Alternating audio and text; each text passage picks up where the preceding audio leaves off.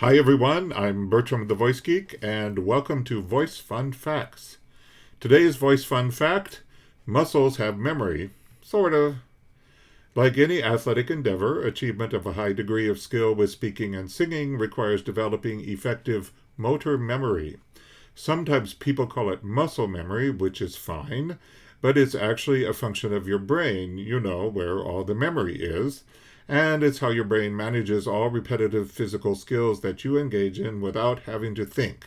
Talking, singing, playing the piano, running, jumping, walking, and of course, riding a bike. It's the key to how great singers and speakers are able to do amazing things. First, let's talk a little bit about how our brains work. Our brains are very malleable, and it's crucial to understand that your brain doesn't have your best interests in mind, pun intended. Your cerebellum is the part of your brain that governs movement, and it relies on your repetitive behavior to develop motor memory, which can help you succeed or totally mess you up. It doesn't care one way or the other because it's just following orders.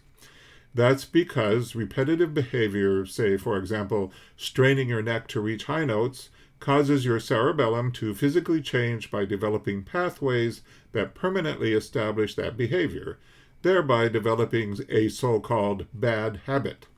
So you see that saying you have bad habits is just another way of saying you've developed motor memory that actually hinders rather than helps. And this is important, it really isn't your fault.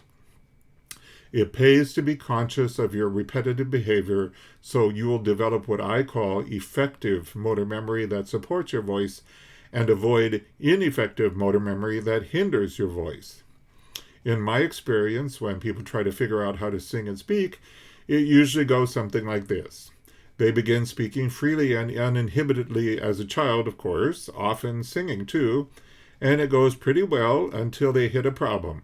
A weak sound, a break, no high notes, hoarseness, an insensitive comment by an adult, social pressure, puberty, or something. And they try to figure out how to fix it. They often treat their voice as if it were something separate from their body that needs fixing, like fixing an engine or something. So they experiment, or they get advice from someone who gives out absurd tricks and hints about voice technique under the guise of having expertise.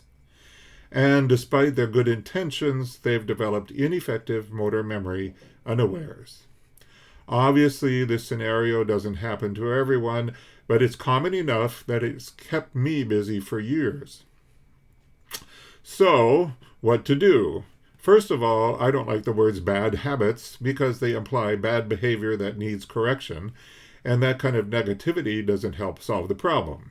They just inadvertently developed permanent, ineffective motor memory. It is what it is, and it's not the end of the world. The fix is easy, actually. They just need to create new pathways in their cerebellum to develop separate, effective motor memory through careful guidance, conscious exercises, and body awareness. This is what I mean when I ask a client to follow their body. Get away from looking for tricks or quick fixes, which is like trying to fix an engine, and get advice from someone who will help you become aware of what's actually going on in your body.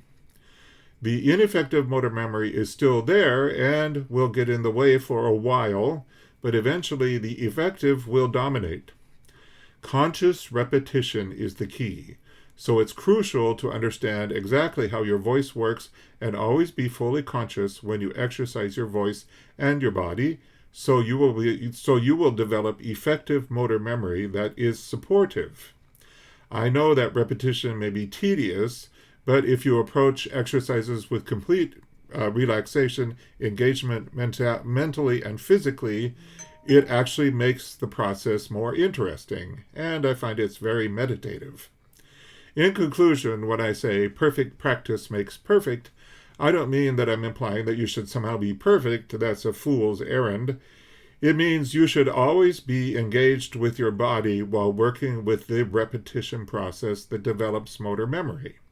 Otherwise, you could inadvertently establish bad habits, aka ineffective motor memory. Your body will always guide you if you pay attention to it. Be sure to watch for my next Voice Fun Facts video. Untrained muscles will trip you up. You can find more information about me and the workshops and individual voice lessons I offer at my website, www.ingoodvoice.net. That's INGOODVOICE.net. If you want to get to work on your voice right away, go to my website and fill out the form on the Sign Up page to apply for individual voice lessons or to get into my workshop, Steps to Success: How Your Body Wants to Sing and Speak. I also offer choir workshops, so if you want me to come and work with your choir, I absolutely love doing that. Also, check out more Voice Fun Facts videos that I'll be posting, and while you're at it, please click on the like and subscribe buttons before you forget. I'm Bertram the Voice Geek, and thank you so much for watching.